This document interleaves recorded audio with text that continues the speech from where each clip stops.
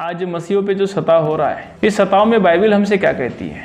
ये सताव क्यों होते हैं और सताव जब हो रहे हैं तो हमें किस प्रकार की योजना हमको बनाना चाहिए? प्रभु यीशु मसीह के मधुर मीठे नाम में आप सबको फिर से एक बार नमस्कार।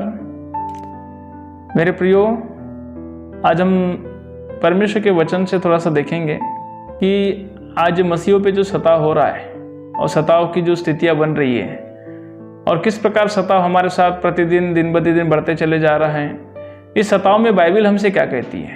ये सताव क्यों होते हैं और सताव जब हो रहे हैं तो हमें किस प्रकार की योजना हमको बनाना चाहिए?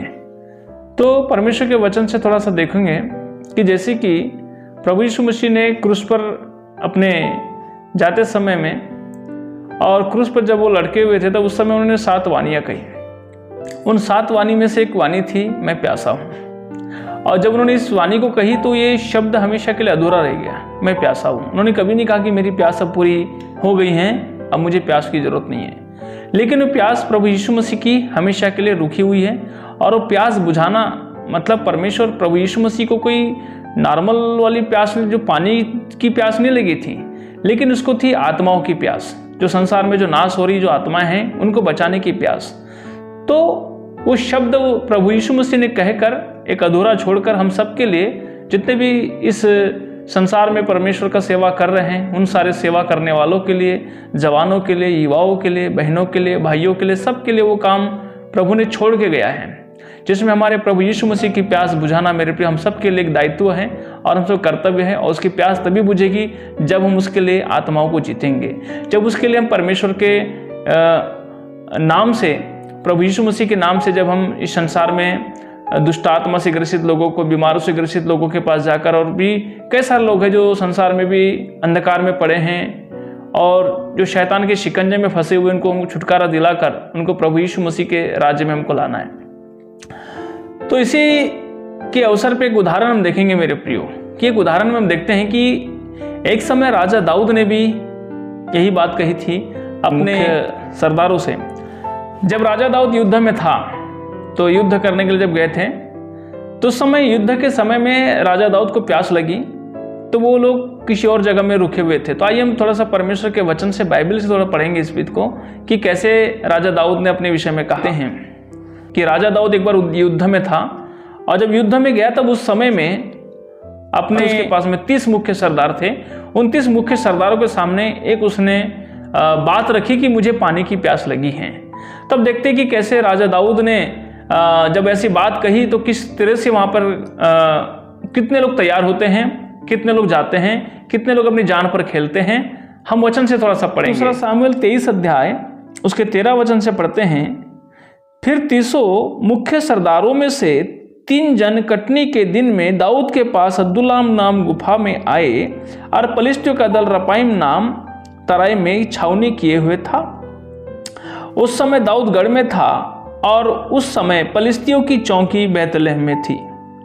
तब दाऊद ने बड़ी अभिलाषा के साथ कहा, कौन मुझे बैतलहम के फाटक के पास के कुएं का पानी पिलाएगा?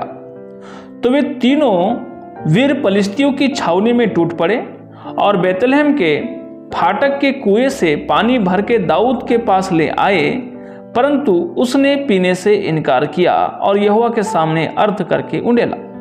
मेरे प्रिय, देखते हैं यहाँ पे कि राजा दाऊद ने अपने 30 मुख्य सरदारों को बुलाया कि मुझे पानी की प्यास लगी है और मेरी प्यास को कौन बुझाएगा। जब 30 सरदारों को उसने बुलाया तो उसमें से मात्र 3 लोग तैयार हुए कि हम राजा की प्यास को बुझाएंगे।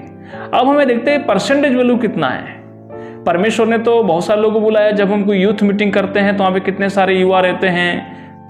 जब पास्टर बाइबल ट्रेनिंग में कई लोग जाते हैं तो वहाँ पे कितने सारे लोग रहते हैं। लेकिन तैयार कितने होते हैं परमेश्वर की सेवा करने के लिए या परमेश्वर के लिए जीने और परमेश्वर के मरने के लिए? मात्र कुछ ही लोग। यहाँ पर भी उसी प्रकार से 10% लोग हैं जो राजा दाऊद को पानी पिलाना चाहते हैं।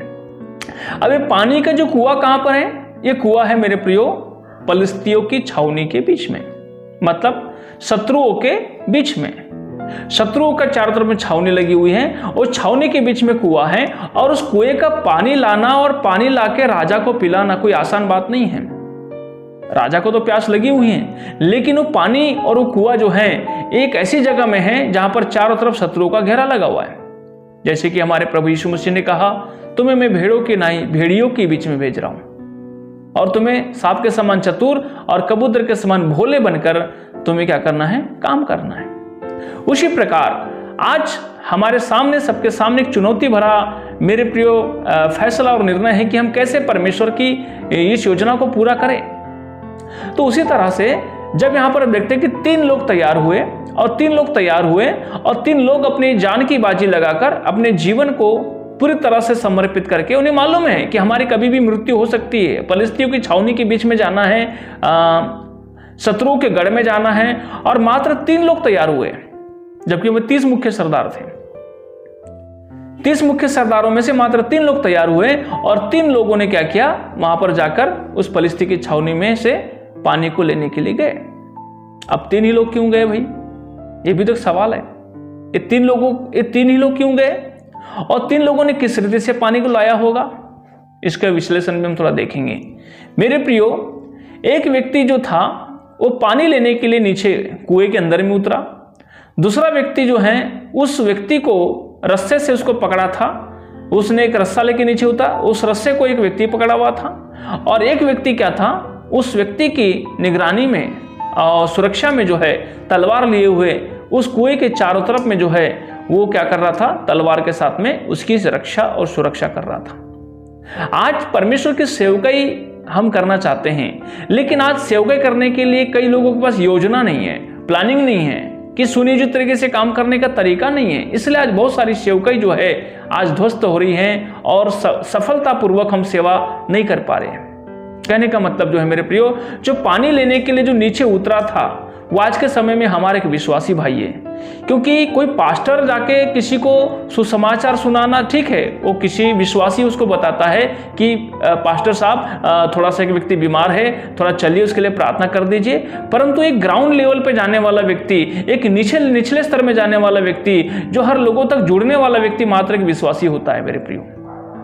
और जब विश्वासी होता है, परंतु उस विश्वासी को पकड़ने वाला कौन है, विश्वासी को मजबूती से हिम्मत देने वाला कौन है, इस विश्वासी का पूरा भार संभालने वाला कौन है, वो एक पास्टर है, जिसको पूरा भार उसको विश्वासी का संभालना है। जैसे उस एक सिपाही तो नीचे गया था, लेकिन एक सिपाही उसका रस्से से मजबूती से पकड़ा था, पूरे ताकत के साथ उसको पकड़ा था, ताकि वो पानी सही सलामत लेकर वहां से बाहर निकल सके।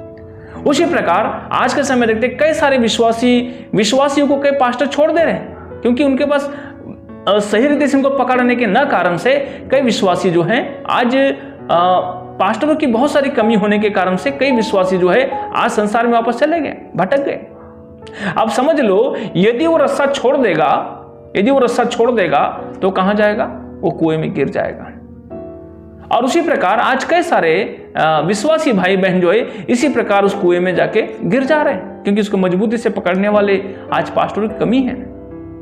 अच्छा, वो पास्टर भी अब कैसे पकड़ेगा, क्योंकि उसका भी कोई रक्षा सुरक्षा नहीं है, उसको देखरेख करने वाला कोई नहीं है, उसको संभालने वाला कोई नहीं है, उसको बचाने वाला कोई नहीं है। आज के समय देख रहे हैं पॉलिटिक्स हमारे खिलाफ में है, नेतागिरी हमारे खिलाफ में है, अधिकारी हमारे खिलाफ में है, सामाजिक संगठन हमारे खिलाफ में है, हर प्रकार के राजनीतिक दल हमारे खिलाफ में है। चारों तरफ से इतने हमले एक पास्टर के ऊपर में हो रहे हैं, वो पास्टर कैसे संभालेगा।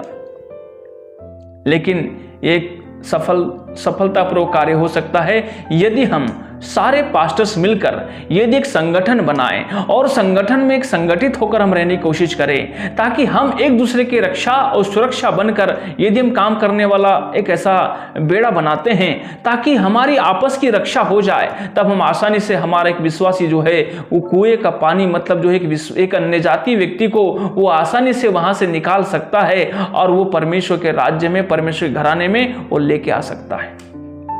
यदि हमने इस प्रकार का कार्य करने के मेरे लिए प्लानिंग कर ली, योजना बनाई, तो हम अवश्य ही सफल और सफलता पर हम पहुंचेंगे।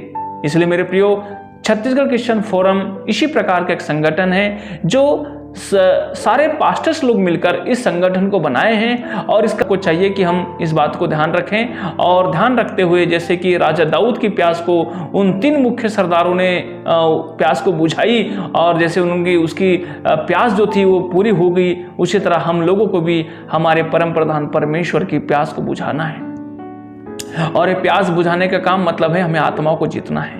और ये आत्माएं जितना, जब तक हम ग्राउंड लेवल में 3 सर्कल में हम काम नहीं करेंगे तो हम कभी नहीं बच सकते।